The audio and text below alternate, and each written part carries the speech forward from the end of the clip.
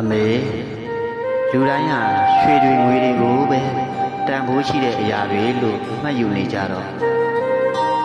တကယ်တမ်းတန်ဖိုးကြီးမှတဲ့အမေမေတ္တာတရားတွေကိုတော့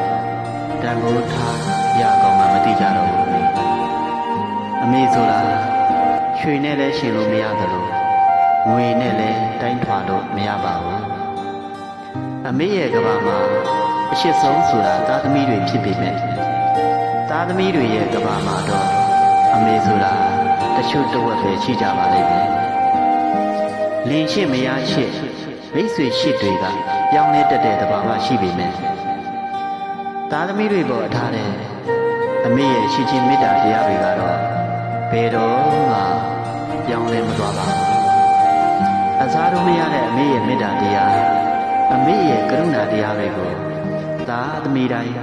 တန်ဖိုးထားတတ်ကြရင်သိကောင်းပါပဲဗျာ